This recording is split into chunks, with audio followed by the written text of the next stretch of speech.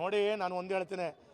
ನಾನು ನಿನ್ನೆನೇ ಪ್ರತಿಭಟನಾ ಭಾಷಣದಲ್ಲಿ ಹೇಳಿದ್ದೇನೆ, ನಮ್ಮ ಜಿಲ್ಲಾಧ್ಯಕ್ಷರು ಹೇಳಿದ್ದಾರೆ, ಭರತ್ ಶೆಟ್ಟಿ ಅವರು ಹೇಳಿದ್ದಾರೆ, ಯಾರೇ ಕಲ್ಲು ಹೊಡೆದ್ರು ಹೆಲ್ಮೆಟ್ ಹಾಕಿಕೊಂಡು ಇಬ್ಬರು ಬಂದಿದ್ದಾರೆ ಅಂತೇಳಿ ಆದರೆ ಅದು ಭರತ್ ಶೆಟ್ಟಿ ಮತ್ತು ವೇದವ್ಯಾಸ ಕಾಮತ್ ಅಂತ ಹೇಳುವ ರೀತಿಯಲ್ಲಿ ಹೇಳ್ತಾರೆ ಇವರು.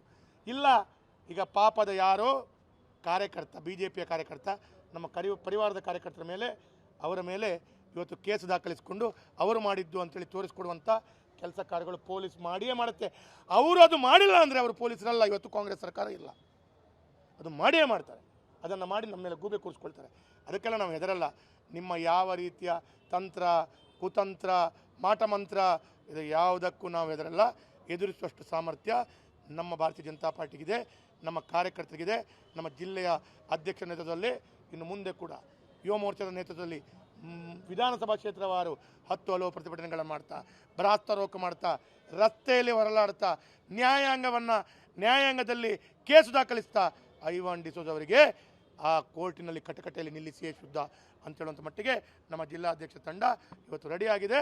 ನಾವೆಲ್ಲರೂ ರೆಡಿಯಾಗಿದ್ದೇವೆ, ಇದನ್ನು ಎದುರಿಸ್ತೇವೆ.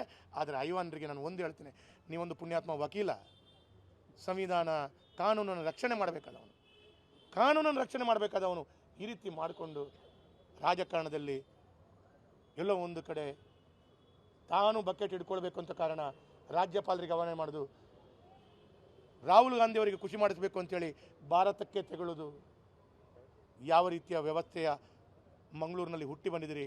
ನಿಮಗೆ ನಿಮ್ಮ ಹೆತ್ತವರು ಕಲಿಸ್ಕೊಟ್ಟದ್ದು ಇದೆಯಾ ಅಂತೇಳುವಂಥದ್ದು ಪ್ರಶ್ನೆಯನ್ನು ಇವತ್ತು ನಮಗೆಲ್ಲರಿಗೂ ಬರ್ತಾ ಇದೆ. ಹಾಗಾಗಿ ಭಾರತೀಯ ಜನತಾ ಪಾರ್ಟಿಗೆ ಕಚೇರಿಗೆ ಬಿಡಿ, ಯಾವುದೇ ಒಂದು ಭಾರತೀಯ ಜನತಾ ಪಾರ್ಟಿ ಕಾರ್ಯಕರ್ತರಿಗೆ ಕೂಡ ತೊಂದರೆ ಆದಾಗ ಭಾರತೀಯ ಜನತಾ ಪಾರ್ಟಿ ಎದ್ದು ನಿಂತು ಹೋರಾಟ ಮಾಡ್ತಾರೆ. ನಮ್ಮ ಜಿಲ್ಲಾಧ್ಯಕ್ಷರು ಅದಕ್ಕೆ ಸಂಪೂರ್ಣವಾಗಿ ಇಡೀ ಜಿಲ್ಲೆಯ ಕಾರ್ಯಕರ್ತರೊಂದಿಗೆ ನಿರಂತರವಾಗಿ ಸಂಪರ್ಕದಲ್ಲಿಟ್ಟುಕೊಂಡು ನಮ್ಮ ಹೋರಾಟವನ್ನು ಮಾಡ್ತೇವೆ.